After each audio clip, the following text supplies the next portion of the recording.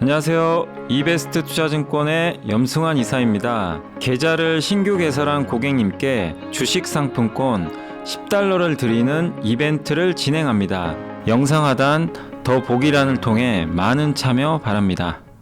네, 안녕하세요. 염승환 이사입니다. 자, 오늘 2022년 11월 17일 시장 함께 읽기 시작하겠습니다. 오늘은 이제 마이크론 충격하고 미국의 소비 경기 둔화, 이 두 가지가 겹쳐서 좀 장이 안 좋은데 시황은 조금 있다가 말씀을 드릴 예정이고, 자, 오늘 이제 먼저 보고서부터 좀 말씀을 해드리면, 뭐 여기 그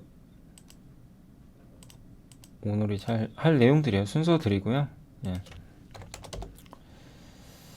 그래서 여기 나온 대로 마이크론 이제 감산한다고 언급이 나왔죠. 그 부분하고 버핏이 TSMC 매수한 거, 그 다음에 소프트웨어와 중후장대 기업들이 동반 랠리, 음식료와 유통 전망이고요. 내년도 23년도 이제 전망이죠. CS 윈드, LG, 효성 첨단 소재, 비츠로슬, STI, 크래프톤, 그리고 오늘은 XR, VR 기기 있잖아요. AR 기기. 요게 요번 주에 이제 보고서가 두 개나 좀 괜찮은 게 나와서 그거 좀 설명을 해 드리도록 하겠습니다.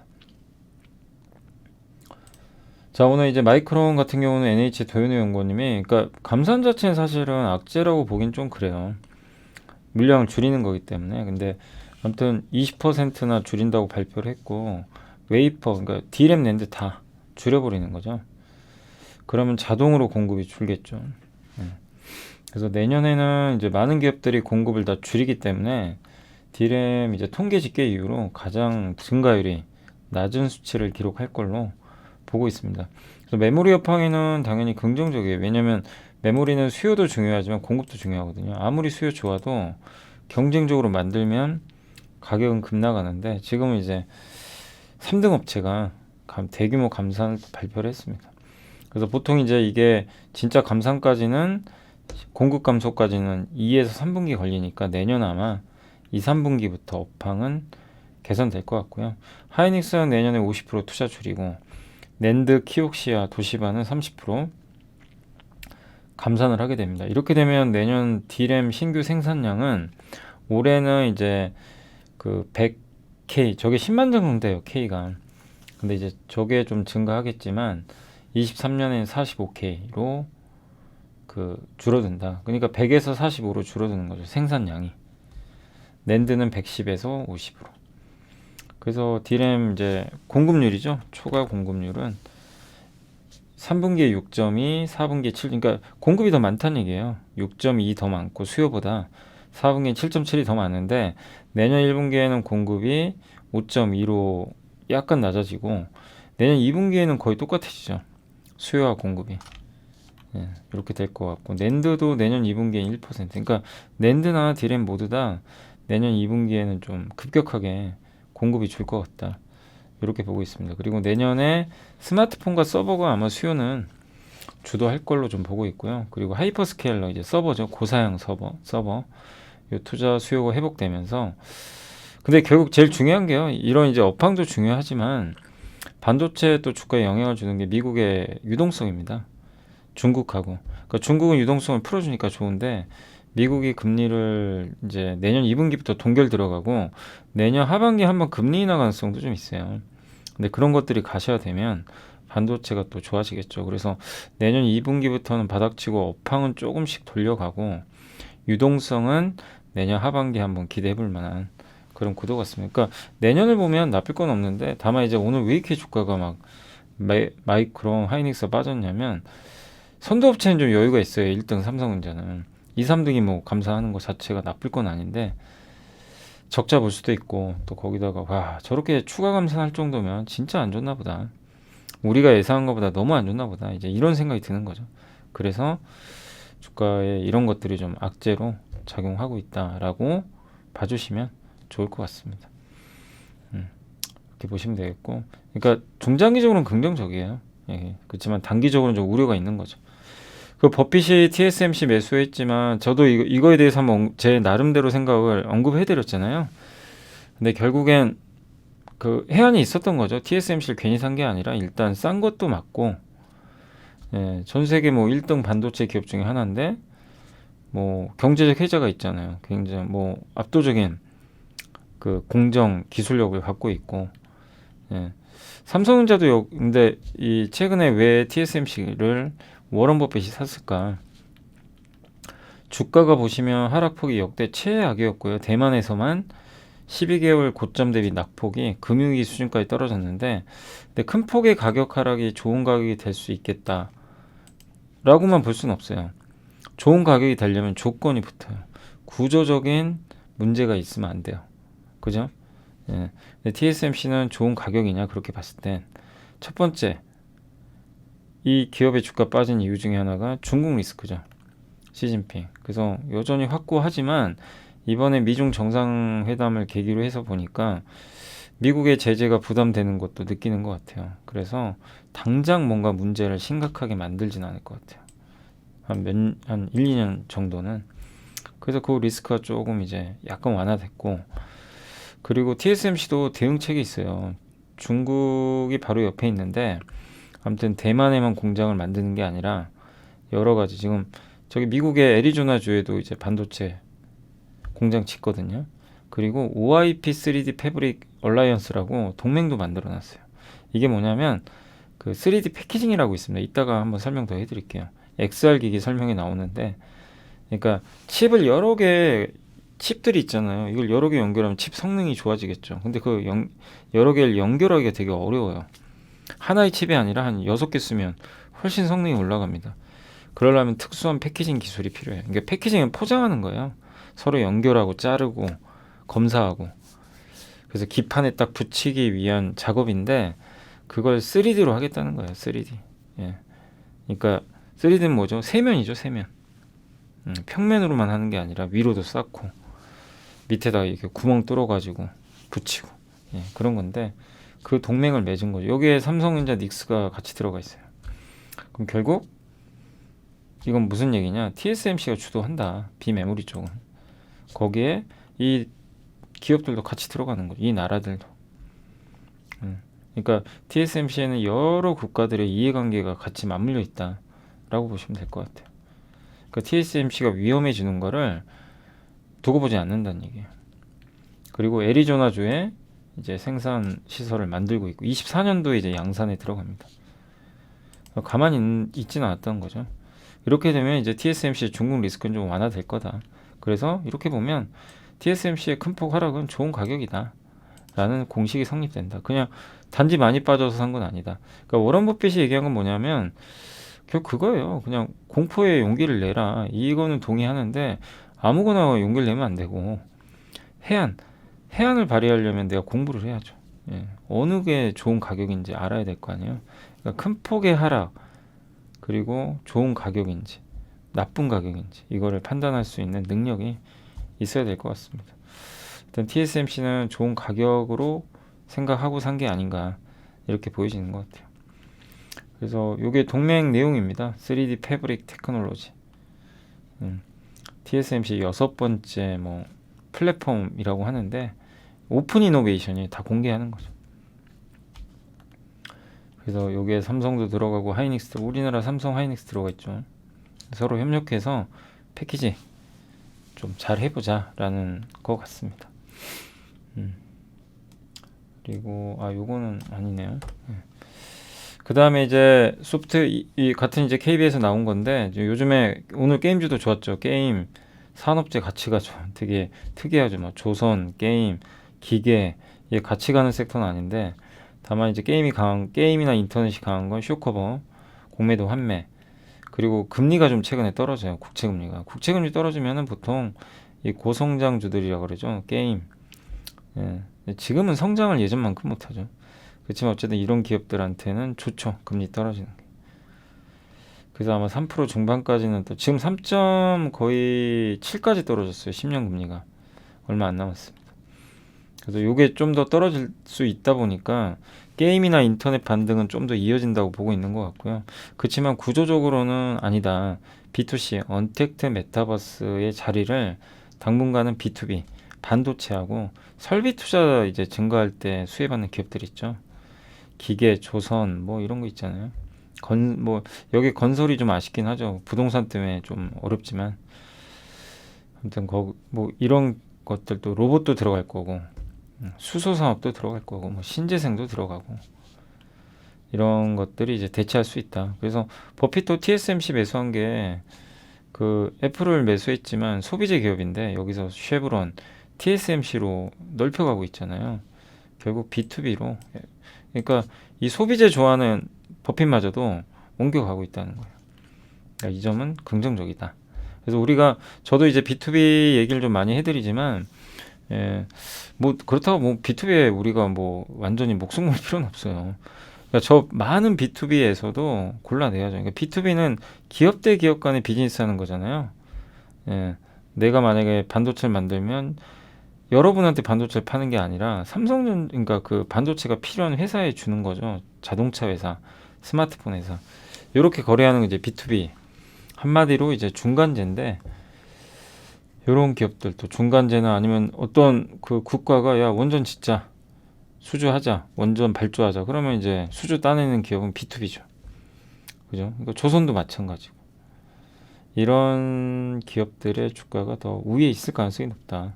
이 트렌드 자체가 그렇게 변했기 때문에 그거를 꼭 염두에 두시면 될 것 같아요. 왜냐면 고물가 때문에 이제 소비가 잘 안 되다 보니까. 그래서 중심축은 그쪽인데 그렇다고 그쪽이면 뭐 올인하는 것도 리스크는 있습니다. 그렇지만 무게 중심은 저도 저 B2B 쪽으로 가는 게 맞다. 이렇게 말씀을 드리고요. 음식료 유통 전망 자료 나왔는데 읽어보니까 가성비 시대예요, 진짜. 사람들이 아껴 쓰려고 합니다. 그렇지만 성능도 좋아야 돼요. 예. 그래서 경기가 둔화되고 물가 상승은 계속 이어지니까 아니 근데 소비는 안 할 수도 없고 대신에 가격을 생각 안 할 수는 없고 만족도가 높아야 되겠죠.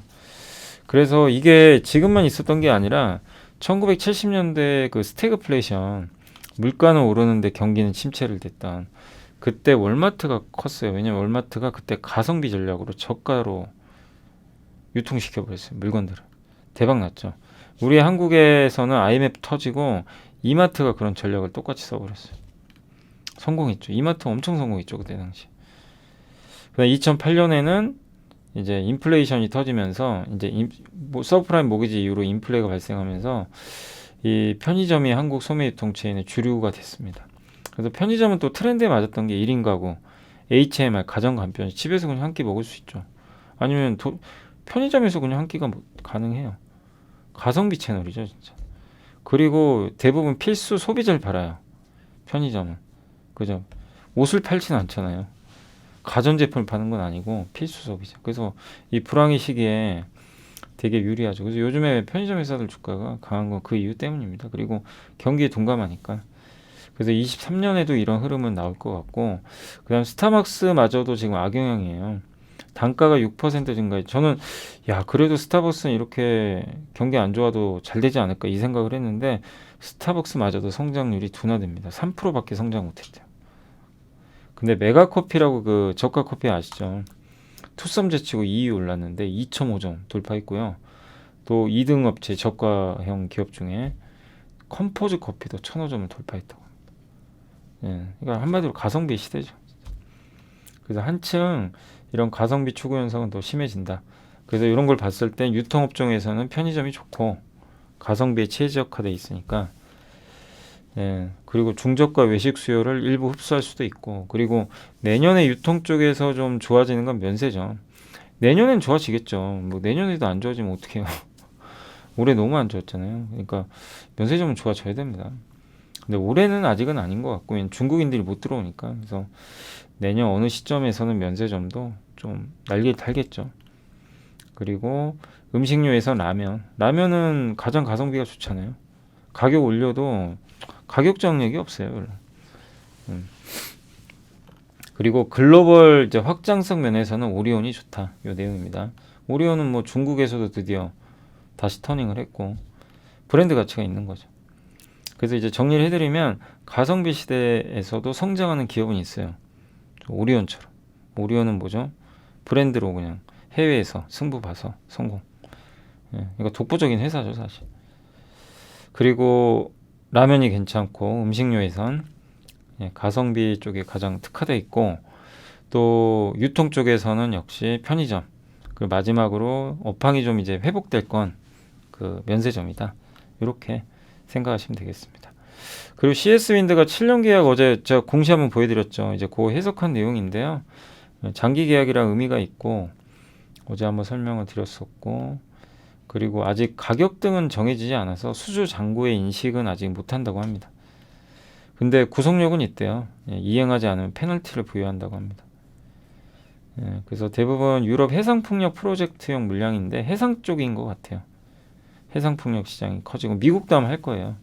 IRA 법안을 또 수혜주고 그래서 풍력도 좀 좋아지지 않을까 이런 생각은 좀 듭니다. 그리고 계약 기간 되게 길고 그러니까 풍력도 경쟁력 있는 기업들은 공급자예요. 자기네가 원래 을의 위치인데 갑이 되는 거죠. 부품을 공급하는데 그러니까 얼마나 저 지멘스도 좀 급했으면 CS엔드한테 야 우리랑 장기 계약 맺자 이래 버린 거예요. 이제 먼저 물량을 확보하려고. 혹시라도 나중에 공급망 차질 생길까봐. 그리고 21년도에도 덴마크 1등 기업이죠. 전 세계 1등 풍력인 베스타스하고도 계약을 맺었고 지휘하고도 좀 계약 맺지 않을까 이런 기대도 있습니다. 다만 항상 저도 말씀드리지만 이 모멘텀 있죠. 모멘텀 있고 좋은 기업인데 나쁜 가격이죠. 요게 좀 애매하죠. 아까 TSMC랑 좀 반대인 게 TSMC는 좋은 가격이었죠. 근데 요거는 좀 약간 가격 자체는 착하진 않아요. 많이 올랐어요. 그러니까 밸류가 PER이 30배가 넘어요. 1등 기업인 베스타스를 뛰어넘어 버렸어요. 그러니까 좀 고밸류입니다. 그럼 어떻게 하면 돼요? 방향성도 명확하고 앞으로 모멘텀 많은데 수주도 계속 들어오겠지만 다만 중장기로 좋은데 비싸졌잖아요. 그러면 변동성이 커질 때 한 번씩 쭉쭉 빠질 때 그럴 때 투자하는 거죠.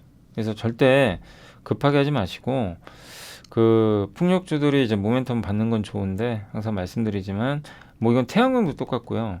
밸류가 비쌀 때 사면 결국엔 큰 수익을 내기는 어렵고 변동성에 당하는 경우가 너무 많아요. 그래서 좀 싸질 때까지는 좀 기다리는 게 맞지 않나. 여기서도 이제 그런 걸 언급한 거죠. 밸류 부담이 좀 있다. 그래서 아무리 좋아도 싸게 사야 수익이 나니까 그걸 꼭 염두에 두시면 좋겠고 LG는 12만 5천 원 이제 목표 주가 유지를 했는데 LG는 지주사죠. 근데 LG화학이 제일 중요해요. 전체에서 LG화학이 차지하는 비중이 제일 높습니다. 근데 그룹 배터리 사업의 수익성이 극대화되고 그 다음 내재화라죠. 근데 그 중심이 누구예요? LG화학 중심으로 양극재, 음극재 막 뭐 이런 거 다 할 거는 같아요. 분리막부터 뭐 이제 웬만한 소재를 다 이 내재화 하려고 하는 것 같은데 그런 면에서 LG가 굉장한 수혜를 좀 받지 않을까 이렇게 보고 있고 자사주 취득을 했기 때문에 하방도 되게 단단합니다. 그래서 213만 주 샀고요. 지금 676만 주니까 400만 주 남았어요. 그리고 24년까지 취득하면 됩니다. 그래서 주가 8만 원 깨지면 또 사지 않을까 싶어요. 그러니까 8만 원 이상에서는 좀 자사주 매입을 좀 중단했다고 합니다. 그래서 하방은 이제 내려오면 또 그런 매수가 들어오니까 단단하고 그리고 LG의 이제 기업 가치 이렇게 평가한 것 중에서 LG화학 지분 가치가 49%나 됩니다. 그러니까 한마디로 LG화학이 잘 가야 LG도 좋아진다. 이렇게 보시면 되겠습니다. 요 구름처럼 이렇게 된 거는 요 이제 괴리율이죠. 60% 이제 할인 받고 있다고 보시면 돼요. 60%. 59.8%니까 만약에 10만 원이 적정한 이제 이 회사의 주당 레벨이라면 60이면 얼마? 6만 원이라는 얘기죠. 지금 주가. 예를 들면 그 정도 할인 받는 거. 할인율로 좀 생각하시면 될 것 같아요. 괴리율이 아니죠. 60% 할인이면 4만 원이죠. 지금 주가가. 그죠? 60% 할인 받는 거니까. 그죠? 그만큼 이제 괴리가 심해졌고 LG 이거를 구성하는 요소가 LG화학이 49, 그 다음에 LG전자입니다. 엄청 차이 많이 나죠. 그러니까 결국 LG화학 주가가 중요해요. 그걸 꼭 염두에 두시면 좋겠습니다. 자, 그리고 효성 첨단 소재가 이제 어제 공시가 떴는데 탄소섬유 증설을 발표했어요. 778억. 좋은 결정이라고 보고 있고요. 25년도에 완공이 되고, 탄소섬유는 아시죠? 그 수소 보관 용기, 수소 연료 탱크, 압축 천연가스 고압 용기. 우리 그 버스 중에 CNG 버스 보셨을 거예요. 저 그러니까 가스를 압축한 거예요. 고압에서. 완전. 그걸 이제 CNG라고 합니다. 가스는 가스인데 고압해서 이제 사용하는 가스고, 그러면 용기가 있어야죠. 안전한. 그 탄소섬유가 또 들어가요. 중국 태양광에도 들어가고. 그래서 이게 이제 완공이 되면 현재 6,500톤을 생산하는데 이게 19,000도까지 한 3배 정도 늘어나게 됩니다. 그리고 탄소섬유 매출액도 계속 증가하고 있고요. 예. 그리고 탄소섬유 비중이 22년도에 영업이익에서 8% 차지했는데 25년에는 27%까지 급증할 걸로 보고 있고, 그 다음에 자동차 타이어 코드도 1등입니다. 근데 교체용 타이어 수요가 좀 요새 줄어서 요거는 조금 슬로우 하겠지만 타이어도 결국엔 업황 좋아질 거고, 그리고 핵심인 탄소섬유 이게 증설을 통해서 그만큼 수요가 좋다는 얘기죠. 그래서 괜찮을 것 같고요. 그래서 슈퍼섬유, 탄소섬유, 아라미드 요 두 개의 성장을 좀 기대하고 있는 것 같습니다. 탄소섬유만 영업가치를 한 1조 원 정도 보고 있는 것 같아요. 그 비추로셀은 우리가 공부 좀 해봤죠. 근데 오늘은 좀 그래프만 말씀드린 1차 전지 아시죠? 1차 충전이 안 되는 이제 1차 전지가 이렇게 종류가 많습니다. 그리고 시장 점유율은 3위예요. 비추로셀이 3위 정도 전 세계. 근데 리튬 1차 전지 한번 이걸 보시면 알카라인 우리 그 AAA 조그만 그거 있죠. 그게 이제 2년 정도 수명이 있고, 리튬 1차 전지가요 10년 이상 쓴다고 합니다. 어마어마하죠. 2차 전지는 이제 6개월인데 이제 어쨌든 10년을 그냥 계속 쓰지는 못하겠지만 이제 최대 수명이 그 정도 간다는 얘기죠. 그리고 리튬 1차 전지 같은 경우는 이 용량도 되게 크죠. 대용량이죠. 많은 에너지를 담을 수 있어요. 그리고 온도 변화에도 되게 둔감합니다. 고온과 저온을 다 견뎌내요. 그래서 우리가 뭐 무기나 이런 극한의 환경에서 쓴다고 하는 거예요. 장점이 많아요. 그리고 이게 비추로셀이 만드는 굉장히 크죠. 이런 1차 전지를 만들고 있습니다. 그래서 가장 많이 쓰는 게 스마트 그리드, 우리 전력 측정하는 스마트 미터기 여기 제일 많이 들어갑니다. 그리고 원유 시추하고 막 이런 가스 캐고 하는데 무기 이런 데도 들어가고요. 근데 이 회사가 그 자회사 하나 있어요. 메이크센스라고. 이거의 2차 전지 소재 사업하는 기업인 것 같아요. 그래서 음극재, 양극재, 도전재, 실리콘 음극재, 도전재 이게 정말 중요한 소재죠. 요거를 개발 중이래요. 이게 성공하면 비추로셀의 가치는 더 올라가겠죠. 실리콘 음극재는 이제 기존의 그 음극재, 흑연 음극재의 성능을 개선시킨 거죠. 주행거리. 그리고 CNT 도전재는 반드시 이제 이 배터리를 좀 안정적으로 하게 해주는 거죠. 그래서 또 정부 과제도 수행 중이고, 그래서 비추로셀은 또 자회사 모멘텀도 있다라고 보시고, 매출액 이렇게 증가하고 있고요. 영업이익률은 21. 근데 1,500억인데 내후년엔 1,700억까지, 1,300억인데 1,700억까지는 증가할 거로 보고요. 밸류는 되게 이게 좀 착해졌죠. 보이세요? 밸류가 거의 바닥까지는 내려왔다. 그래서 나쁘진 않은 것 같고요. STI는 유안타의 권명적. 우리 공부 많이 해봤어요. CCSS, 반도체 습식 세정. 세정은 이제 오염물질 씻는 거예요. 이런 데 사용을 하고요. 화학약품을 이제 공급하는 장치입니다. 그래서 공장 처음 지을 때 들어가는 장비예요. 유틸리티. 근데 요즘에 삼성이 공격적으로 투자를 하니까, 공장을 짓고 있으니까 긍정적인 거예요. 이미 삼성물산과 엔지니어링이 수주를 받은 상황이죠. 그리고 보통 1년 뒤에 인프라 관련 기업들의 매출이 발생하니까 23년부터는 이제 아마 신규 수주가 확대될 것 같고, 또 미국의 현지 법인까지 설립을 해서 미국과 같이 하는 것 같고요. 그리고 이 회사가 이제 저 CCSS 반도체만 하는 건 아니고 OLED 장비도 합니다. 그리고 신규 장비 이렇게 많아요. 반도체 후공정 리플로, 반도체 숄더볼을 이렇게 평평하게, 그러니까 숄더볼이 잘 붙을 수 있도록 평범하게 이제 표면을 다듬어 주는 거고요. 그래서 이 숄더볼이 딱 붙어서 기판에 딱 부착하는 거죠. 근데 그걸 잘해주는 거고, 그 다음에 그 기판 현상기 만들고 디스플레이 OCR 장비들도 저 필름 장비 같은데 아무튼 소주에 성공했다고 합니다. 그래서 인프라 기업이라는 것 때문에 성장이 떨어지니까 항상 저평가인데 그걸 탈피하려고 하는 것 같아요. 그리고 하이닉스의 추가 수주가 좀 있었고, 그리고 플립칩 BJ 현상기 역시 그 국산화에 좀 성공을 했다고 합니다. 보통 이제 외국 걸 쓰는데, 또 포트 트랙 시스템이라고요. 이게 디스플레이용 장비인데 세정, 코팅, 노광 현상 이 공정들을 이제 하나의 라인에서 연결해서 하는 그런 시스템인 것 같습니다. 그리고 기존 제품에 비해서는 굉장히 고가의 장비다. 네. 이게 좀 채택되지 않을까 이렇게 기대를 하고 있는 것 같고요. 또 폴더블 OLED의 투명 테이프가 OCA예요. 예, 근데 요즘에 이제 액체 형태의 투명 그 접착제로 아마 사용을 할 것 같습니다. 그래서 이제 이게 기존에는 저 투명 테이프를 사용을 했는데 이 폴더블에는 이제 접착제를 사용한다. 그러려면 이제 장비가 또 다른 장비를 써야 되는 거죠. 예. 그래서 이제 저 폴더블 디스플레이 이제 들어가는 그런 장비도 만드는 걸 이제 만들었던 걸로 좀 알고 있고요. 예. 그래서 이제 폴더블 시장도 계속 어쨌든 성장은 하니까요. 예, 중화권도 하고 있고.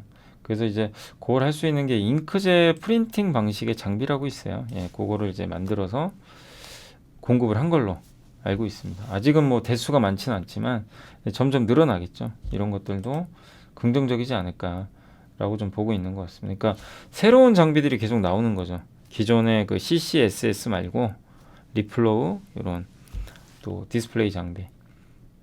그래서 이런 것들이 잡히면 계속 매출액이 올라가고 이 저평가도 탈취를 하겠죠. 예, 그런 면에서는 이 내년도에 이제 우리가 한번 STI를 봤을 때 주목할 거는 이런 이제 새로운 장비가 제대로 좀 수주가 되는지 이걸 좀 면밀히 관찰을 할 필요는 있는 것 같습니다. 아무튼 주가는 뭐 저평가돼 있고요. 예, 다만 이제 어쨌든 반도체 업황이 좋지는 않다 보니까 천천히 주가는 움직이지 않을까. 급하게 하실 필요는 없는 것 같아요. 안녕하세요. 이베스트 투자증권의 염승환 이사입니다. 계좌를 신규 개설한 고객님께 주식 상품권 $10를 드리는 이벤트를 진행합니다. 영상 하단 더 보기란을 통해 많은 참여 바랍니다. 크래프톤 오늘 좀 괜찮았는데 목표 주가 30만원 정도 유지했고, 이제 칼리스토 프로토콜이 12월 2일 날 나오고요. 기대보다는 지금 사전 주문이 잘 되고 있나 봐요. 그리고 경쟁작이 별로 없다고 합니다. 지금 이것도 우호적이고, 그리고 내년에 DLC라고 또 추가적으로 다운로드해서 게임을 즐길 수 있는 그런 것들도 내놓는 것 같습니다. 그래서 이게 성공을 해야죠. 일단 성공을 하면 이거를 좀 공포물 있죠. 공포물 IP 지적재산권으로 키워서 이제는 뭐 우리는 콘솔 게임도 이렇게 잘한다, 이렇게 좀 발돋움 하려는 것 같아요. 근데 성공을 하는 게 우선이죠. 그죠? 그리고 4분기는 조금 실적 안 좋을 것 같습니다. 배틀그라운드가 특히 모바일이 좀 감소할 것 같고요. 그 다음에 주요 신작이 내년까지는 그렇게 많지는 않아요. 근데 24년부터 좀 기대해볼 만해요. 트리플 A 신작이 많다고 합니다. 블랙버젯, 윈드리스 이런 것들이 24년, 25년에. 근데 지금 아시겠지만 크래프톤이 독립 스튜디오가 되게 많아요. 그래서 각각 이제 권한을 주고 거기서 게임을 만드는데, 예, 거기서 알짜 게임들이 나올 수도 있죠. 그런 걸 좀 기대하고 있는데 내년보단 내후년이다. 그래서 지금 이제 가장 중요한 거는 12월 2일에 있을 그 신작 게임이 얼마나 팔릴지 누구도 알 수 없지만 그게 가장 관건이 될 것 같습니다. 그래서 지금은 예측은 좀 어려워요. 예, 다만 이제 주가가 그동안 많이 빠졌으니까 기대감에 의해서 올라가겠지만 또 걱정되는 건 또 이게 흥행 실패해버리면 이게 또 그죠. 예, 컴투스 보셨잖아요. 흥행 실패하니까 정말 무섭죠. 그래서 참 흥행에 의해서 주가가 결론이 나지 않을까. 그래서 게임주 투자가 쉽진 않지만 근데 어쨌든 이제 장기적으로 보면은 24년도에는 또 정말 대작급들이 많이 나오니까 긴 시각으로는 뭐 나쁘진 않은데 단기 주가는 아마 그게 결정을 할 것 같습니다. 그래서 거기에 우리가 뭐 12월 2일 날 나오는 그 데이터들을 좀 잘 봐야 될 것 같습니다. 그리고 애플은 VR을 어떻게 만들까 이거 한번 좀 정리해드리면 VR은 이제 그 MR이라고 있어요. MR은 혼합입니다. 믹스드. 이게 두 개 합친 거예요. AR은 요거죠, 요거. 우리가 이제 스마트폰으로 포켓몬고 해보신 분들 있죠. 요게 실제 현실에다가 화면을 딱 대고 그러면 여기 가상의 물체가 나오잖아요. 이게 AR이에요. AR이고 VR은 뭐예요? 실제 현실이 아니고 진짜 가상 세계만 보이는 거예요. 이 두 개를 결합한 게 MR입니다. 그래서 애플은 요걸 만들어서 내놓을 것 같고요. 예. 근데 아무튼 이제 요 VR은 이렇게 생동감이 있죠. 요 두 개가 결합되는 거예요. 그래서 내가 안경을 쓰고 이런 애가 나오는 거죠. 여기서 진짜 게임 할만 하겠죠. 예. 세상이 달리 보이겠죠. 그리고 내년부터 그러니까 소니가요 플레이스테이션용으로 VR 그 요거 VR 기기 두 번째 제품 7년 만에 내놓거든요. 애플은 3월, 메타는 또 퀘스트 3 이게 주력 제품이죠 메타에 5월에 내놓고 내후년에는 마이크로소프트와 삼성도 내놓을 것 같습니다. 여기 특징이 카메라가 12개나 들어가요. 예, 그리고 4K 해상도가 좋아야 되고요. 그 다음에 새로운 OS 소프트웨어, 그 다음에 새로운 칩, 고성능 칩. 이게 애플 맵이래요. 근데 애플은 이 맵을 이용해서 여기다 MR 기능을 덧붙여가지고 게임 광고 이런 것도 활용을 할 수 있을 거라고 합니다. 이런데 광고 붙여버리는 거죠. 광고 받아가지고. 예, 이게 뭐냐면 애플 맵은요 실제 이미지가 아니고 3D로 렌더링한 거래요. 예, 그래서 프라이버시 문제도 회피할 수 있다고 합니다. 그 요게 이제 그 MR 기기 기판입니다. 이렇게 뜯어본 거예요. 예, 배터리 들어가 있고 여기 밸류 체인 나와 있죠. 커넥터 이제 선 이제 부품들을 연결한 거거든요. 이게 우주 일렉트로. 그다음 카메라는 우리 한국의 LG 노테. 그리고 메인 기판이 전면이 있고 후면이 있어요. 앞에도 있고 뒤에도 있는데 기판이 이 전면 기판에는 디스플레이는 삼성 디플, LG 디플 그리고 이 DDI 구동 칩이죠. 이 디스플레이 구동하는 칩이에요. 이게 삼성인자 LXM이콘. FP12 앞쪽에는 BH가 들어가는 걸로 지금 예상을 하고 있고요. 그 다음에 요거는 뒷면입니다. 뒤에 들어가는 거예요. 뒤에 들어가는 카메라는 LG 노테. LG 노테가 뭐 안 빠지는 데가 없죠. 그 다음에 뒤에 들어가는 FP12는 뉴프렉스. 우리 이거 공부해봤죠 옛날에 한번. 뉴프렉스가 뭐 확 올랐다가 이제 페이스북 그 메타 퀘스트 프로인가요? 그게 흥행 실패해서 다시 빠졌는데 아무튼 이제 후면 쪽엔 들어가고 메모리는 삼전 닉스, MLCC는 삼성 전기로 예상을 합니다. 그리고 이 OLED가 방식이 지금은 화이트 OLED라 그래서 하얀색 이 하얀색 발광이에요. 여기다가 위에다 컬러 필터 붙여가지고 빛을 딱 투과하면 RGB 그죠? 빨간색, 청록색, 청색 이게 이제 나와서 디스플레이 구동을 하는 거죠. 그럼 화질이 좀 떨어지죠. 사실 두껍고. 그래서 25년으로 예상을 하는데 그 컬러 필터를 없애고 화이트 OLED가 아니라 진짜 RGB 빨간색, 녹색, 청색의 발광 소재를 직접 그 증착을 하는 거예요. 그래서 그 증착을 하는 게 FMM이라고 기억나시죠? FMM 파인 메탈 마스크가 있어야 되는데 그 크기가 엄청 작아야 돼요. 그래서 만들기가 너무 어려워요. 근데 그걸 하는 업체가 지금 하려고 지금 개발하고 있는 업체가 APS 홀딩스잖아요. 그죠? 그래서 그게 제일 중요해요. 이 RGB 요 색깔별로 있는 발광 소재가 너무 작거든요. 이거를 이 작은 안경에 넣는다고 생각해 보세요. 초소형으로. 그러니까 진짜 어려운 거죠. 그래서 그게 25년은 돼야 된다. 이렇게 좀 보고 있는 것 같아요. 그래서 좀 시간은 좀 걸릴 수 있고요. 그리고 OLED 쪽은 큰 수혜주는 없을 것 같다고 얘기한 게 일단 크기가 작아서 소재가 많이 안 들어가고 그 다음에 연간 스마트폰 출하는 15억대인데 MR 시장은 한 1억대 정도라서 좀 이런 사이즈 면에서 조금 제한적이다. 다만 이제 제가 봤을 때는 그 APS 홀딩스 아시겠지만 그 뭐죠? 아까 말씀드린 파인 메탈 마스크. 그게 이제 누구도 지금 할 수 없는 거거든요. 핵심입니다. 그게 성공해야 저거 할 수가 있는 거예요. 그래서 APS 홀딩스가 한번 보세요. 저번에 기억나세요? 한번 이렇게 올랐다가 메타캐스트 프로 나오고 다시 급락했다가 지금 다시 올라가는데 이제 저는 이제 내년에 뭐 AR, VR 이런 게 성공한다 안 한다는 저도 모릅니다. 솔직히 뭐 제가 알 수 없고 애플이 내놓겠죠. 그 다음에 소니도 내놓긴 하는데 분명한 건 이 시장 커지긴 할 거예요. 삼성전자 하이닉스도 뭐라고 했냐면 IR에서 내년에 AR, VR용으로 반도체 시장 한 30% 이쪽이 커질 것 같다. 언급을 해버렸어요. 그러니까 실제로 주문을 받은 것 같아요. 그런 언지를 했다는 거. 그러니까 커지는데 다만 이제 투자하실 때 주의할 건 이 기업들이 실제로 돈을 얼마 벌지. 또 APS 홀딩스는 그거를 개발해서 납품하는데 어느 정도 시간이 걸릴지 알 수가 없어요.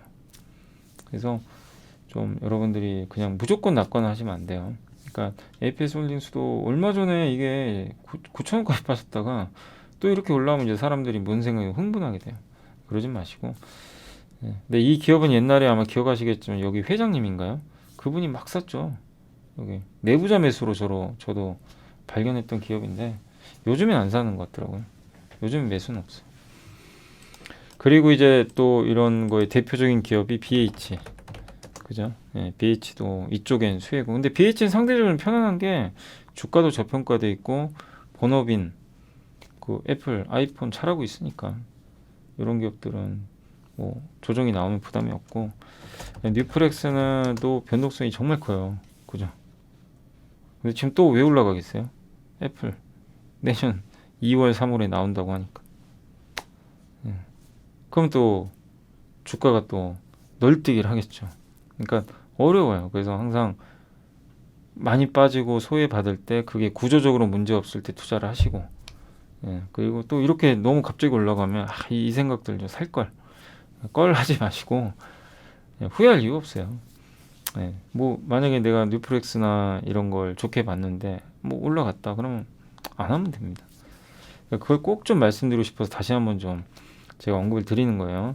그러니까 이런 식으로 지금 또 막 분위기 무르익으니까 AR, VR 좀 해볼까 이렇게 해서 뒤늦게 또 쫓아가시면 물립니다. 그리고 분명히 한 번은 또 흔들려요. 아직은 왜냐하면 애플 기기가 나오려면 시간 걸립니다. 그리고 나온다고 확정된 것도 아니에요. 100%. 그래서 흔들리는 걸 좀 이용하세요. 근데 저도 좀 나오지 않을까 생각하는데 대중화되는 건 시간 좀 걸려요.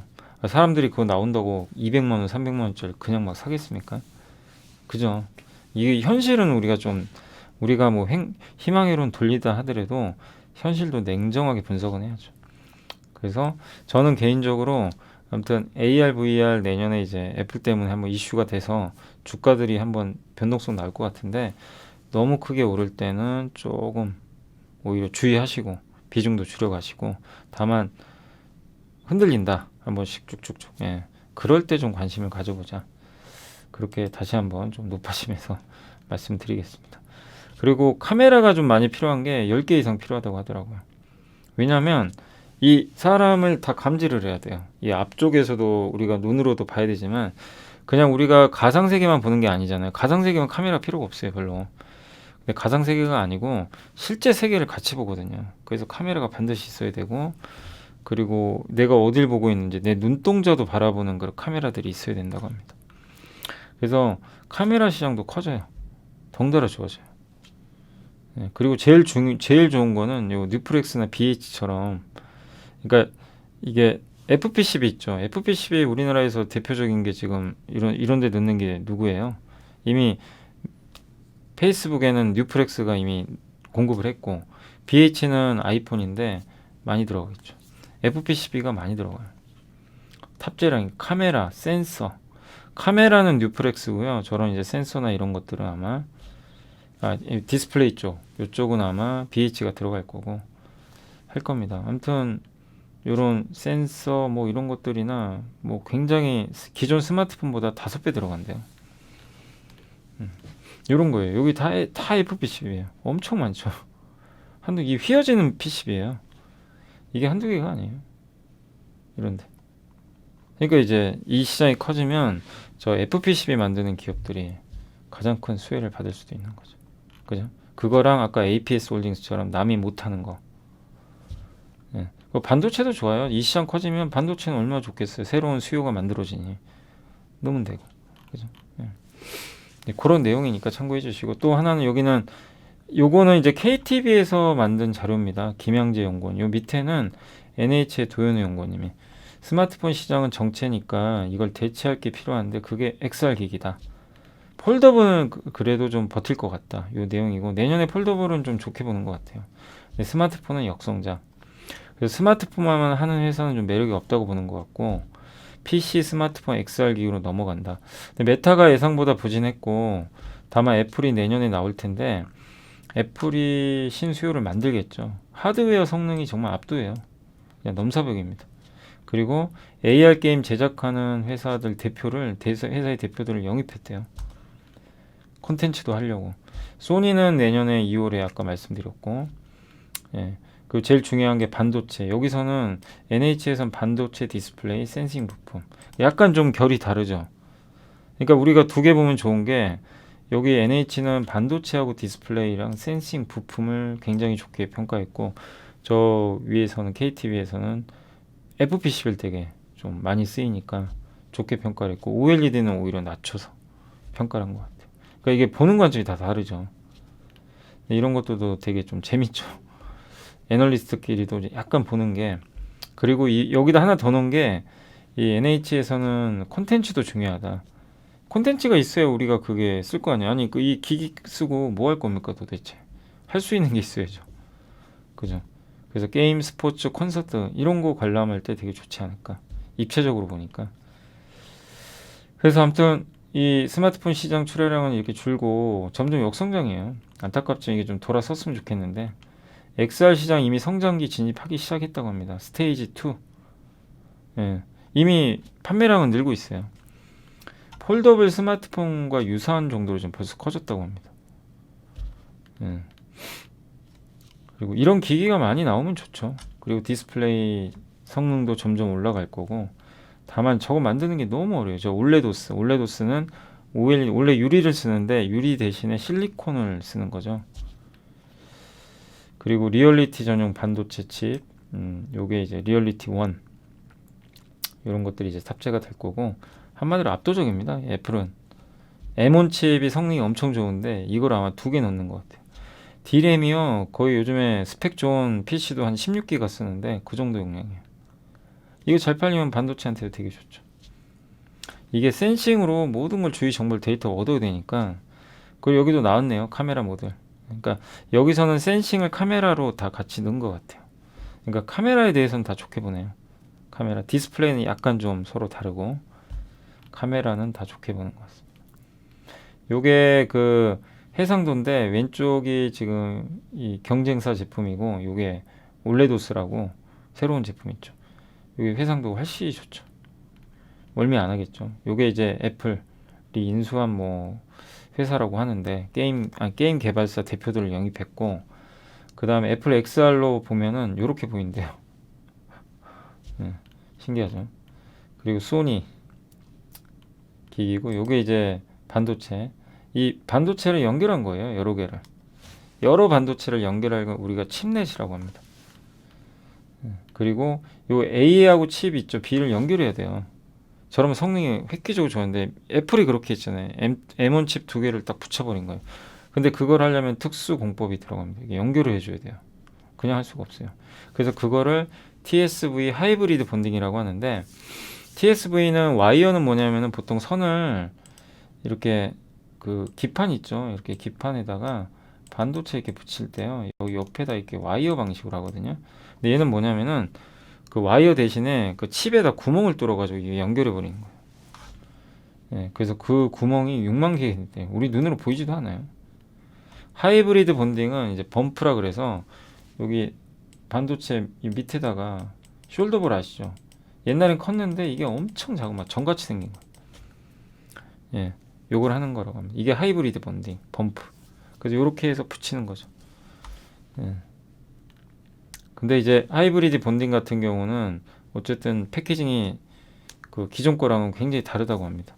전공정 팹 내에서 패키지가 이루어지고, 후공정이 아니라 전공정 이제 반도체 만들 때 그 돈이 어마어마하게 들어간대요. 저것만 따로 하려면.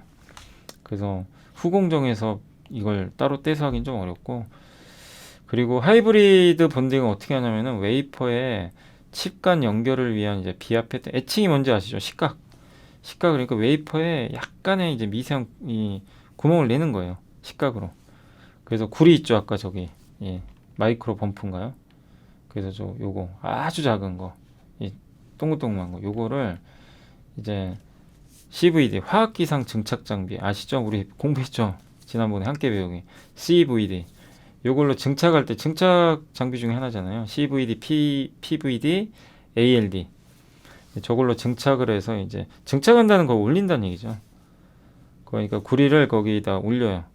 살짝 올려서 패드를 만들고 웨이퍼 CMP가 뭐냐면 이제 연마하는 거죠. 평탄하게. 그럼 거기가 이제 홈이 만들어진대요. 그래서 그 홈으로 연결하는 거예요, 서로. 그래서 그걸 하기 위해서는 AFM 원자 현미경 필요하고요. 예. 요걸 파크 시스템즈 가죠. 제대로 됐는지. 예. 그리고 잘라야 됩니다. 레이저 장비로 잘라야 돼요. 레이저 다이싱 장비. 아마 요게 이오테크닉스가 레이저 다이싱 장비 만드는 걸로 알고 있고, 예. 그 다음에 다이를 이제 서로 부착할 때, 이제 실제로 마지막에 붙여야죠, 서로. 반도체를. 그럴 땐 플리츠 본더 장비. 저게 한미 반도체가 하고 있습니다. 예. 이런 기업들이 하고 있다는 거. 그러니까 XR 기기가 커지면 커질수록 이런 쪽이 더 커진다고 보시면 되겠죠. 예. 그래서 XR 기기 확대, 반도체, 요런 이제 요게 그 밸류 체인입니다.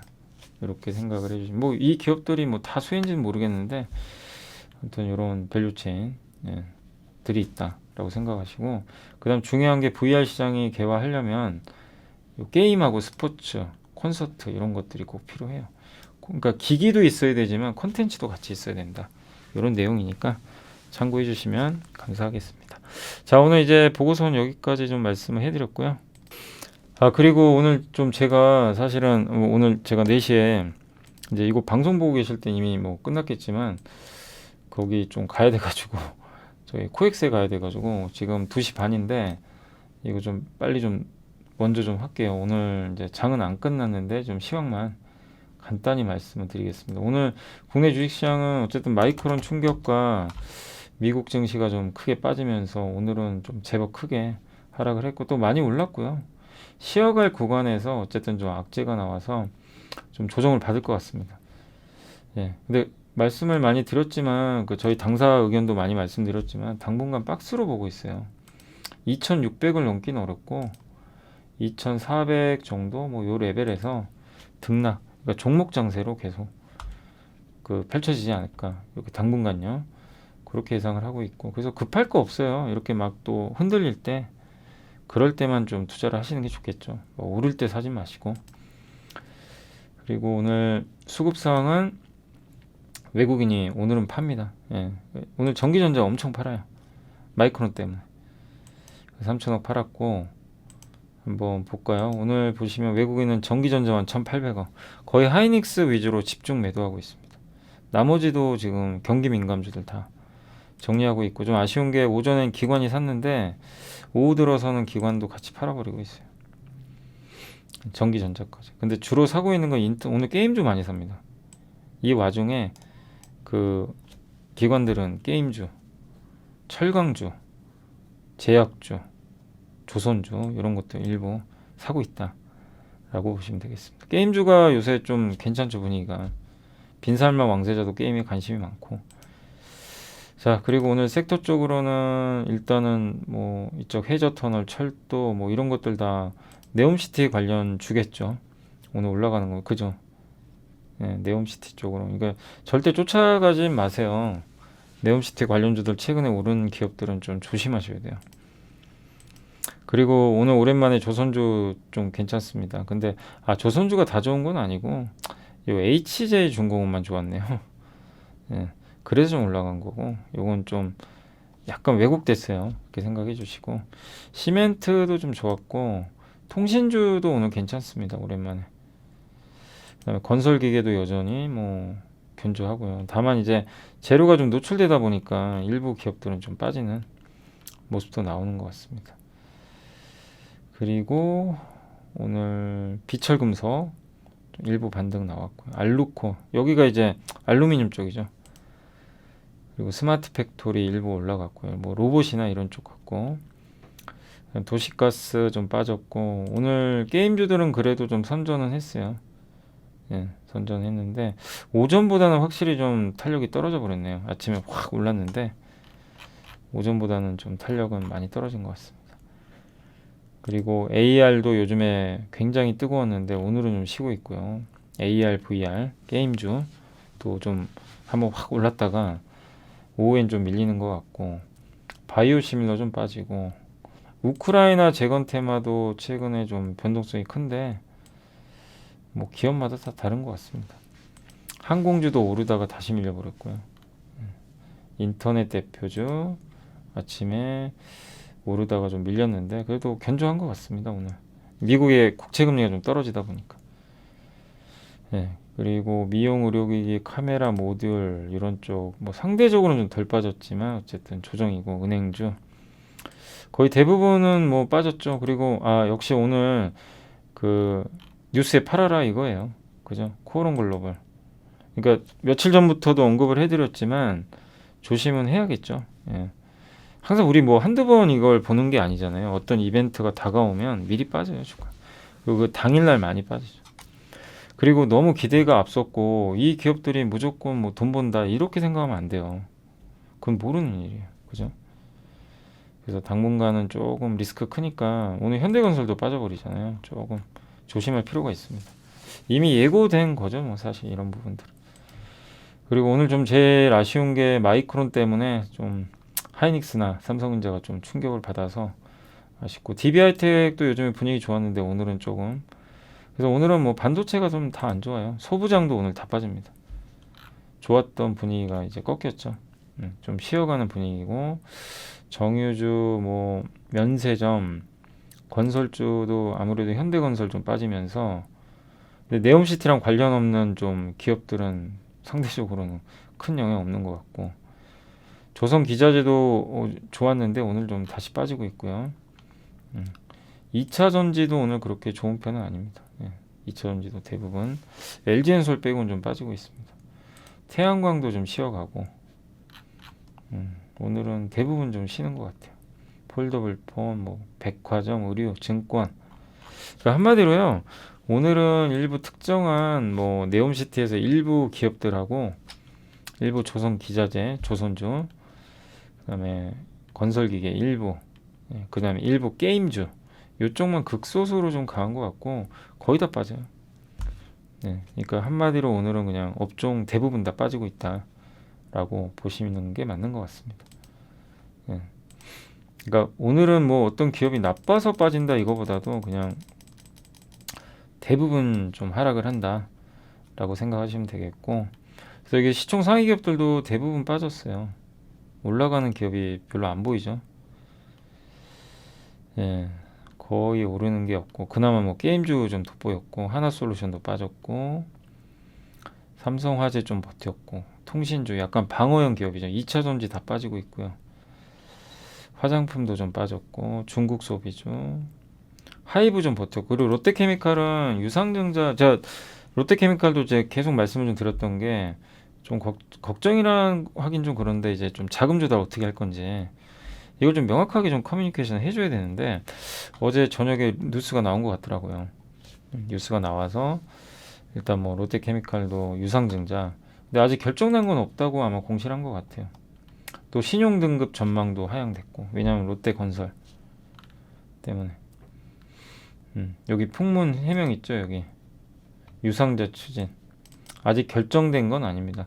그러니까 이거를 롯데케미칼이요 꼭 개인 주주분들한테 뭐 온라인상이 됐건 뭐가 됐건 간에 명확하게 좀 알려야 됩니다. 이거 정말 중요한 이슈거든요. 그렇게 해야죠. 예. 근데 아무튼 그런 얘기들이 돌면서 오늘은 주가가 급락하고 있고요. 그리고 삼성엔지니어링 네옴시티죠. 그래서 오늘 빠지고 있고 증권주 좀 빠졌고요. 롯데그룹이 오늘 다 안 좋습니다. 신용등급 아마 이슈가 있는 것 같아요. 그리고 페노션 좀 빠졌고 포스코인터 한전기술 역시 그 차익 매물 출회 첨보도 최근에 올랐다가 오늘은 급락 많이 오른 기업들이 다 빠지고 있습니다. 수소도 빠지고 그런 것 같네요. 그러니까 오늘은 딱 봐도 개별 기업으로 좀 안 좋은 거는 사실 그 롯데케미칼이에요. 롯데그룹. 여기는 좀 자금 조달 이슈 때문에 빠졌고 나머지는 그런 거보다는 그냥 지수 빠지고 차익 좀 많이 올라서 빠진 것도 있고 그랬다라고 생각하시고 상승 종목은 좀 적었다. 아무튼 좀 어려운 장이죠. 어려운 장인데 아무튼 뭐 쉬어갈 자리인 것 같고 또 지금 이제 시세장의 시선은 그 금리 물가에서 다시 경기로 옮겨가는 것 같아요. 약간 그런 느낌이 듭니다. 그래서 그런 부분도 염두에 두시고 시장을 바라보시면 좀 좋을 것 같습니다. 예. 그러니까 좀 재미없더라도 며칠 또 약간 눌러줄 수 있어요. 그거 감안하시고 다만 다시 새로운 약세장의 시작은 아니니까 기회로 활용하시고 그래서 항상 제가 이제 계속 당부 드리는 게 좋은 가격에 사더라도 투자하실 거면 쫓아가지 말고 급등하는 날 참고 공부 미리 해놓고 예. 그리고 그런 기업들을 내가 이제 압축을 해야죠. 막 이거저거 다 할 수는 없으니까. 그리고 그러니까 아까도 저도 이제 보면서 놀랐는데 APS 홀딩스나 뭐 뉴프렉스 엄청 올랐잖아요, 최근에. 그러니까 이런 거죠. 진짜 뭐 1년에 몇 개만 보는 거예요. 관찰을 하는 거예요. 근데 확신은 있어야 돼요. 이게 성장. 그럼 그것만 보고 그런 게 이제 내려왔을 때 투자 기회로 삼아서 그쪽만 하는 거죠. 다른 거 막 격까지 다 쳐내고. 그런 것도 좋은 방법이에요. 실제 뭐 그렇게 해서 보신 분도 있어요. 그러니까 1년에 딱 2종목만 관찰하는 거예요. 실제 그런 분도 계세요. 관찰해서 다른 거 관심도 없어요. 대신에 이제 그 2종목을 정말 이제 정밀하게 선별하겠죠.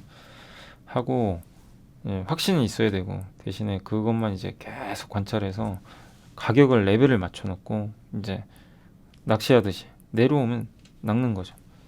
안 오면 안 사요. 밸류에이션 이게 보통 이게 그때도 말씀드린 황현시 방식 중에 하나죠. 내려올 때까지 하는 거죠. 그래서 이게 투자가 참 어려워요.